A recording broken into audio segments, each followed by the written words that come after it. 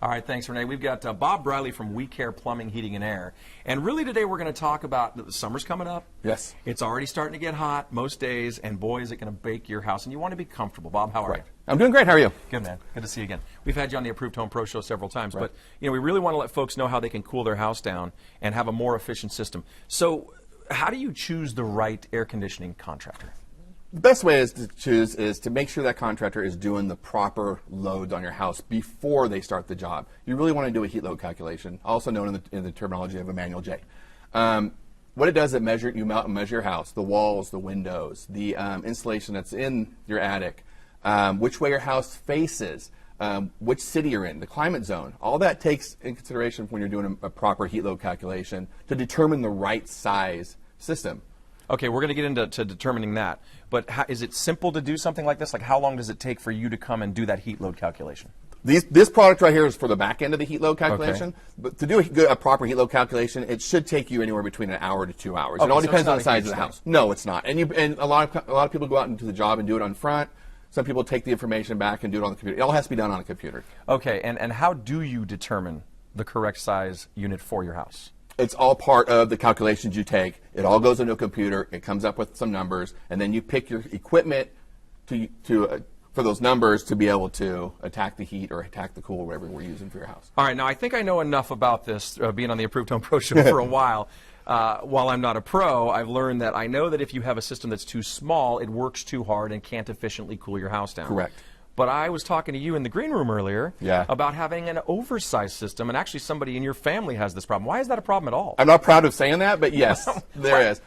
We have a family member that has an oversized system, and the problem with an oversized system, the system starts short cycling. When the system short cycles, it means the system shuts on, shuts off, turns on, turns off. Too frequently? Too frequently. So it never gets a chance to remove the heat from your house.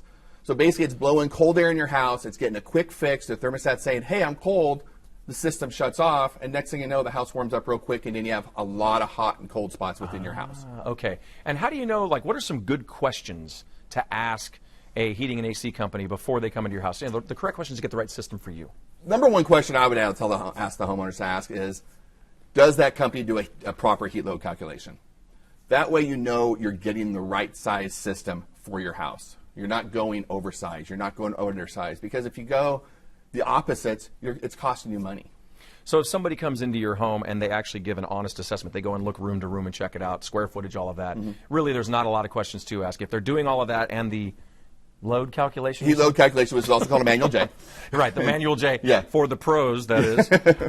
Then you know that you've got at least a decent company. A decent company, at least they know what they're doing. All right, now what do you look for when you're getting quotes from a company?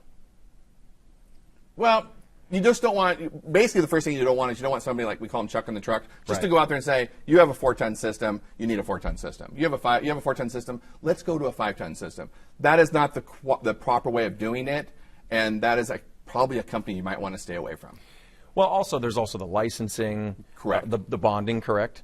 Maybe you look for, I'm just thinking, again, over my experience with the Approved Home Pro Show, it's got to be what? How long they've been in business, maybe? That's the number one way of looking at it. Because if you have an issue with your system, are they going to be there to answer the phone when you call up? And that's another thing. I'm glad you brought that up. Being, I think, local is very important. I think having at least an office in town, right? I mean, they can be huge. They can be all over the country. But you want folks locally here who actually work directly for the company like you do. Yes. Because you don't want to have it where, okay, well, we're going to set up our service time between 8 and noon.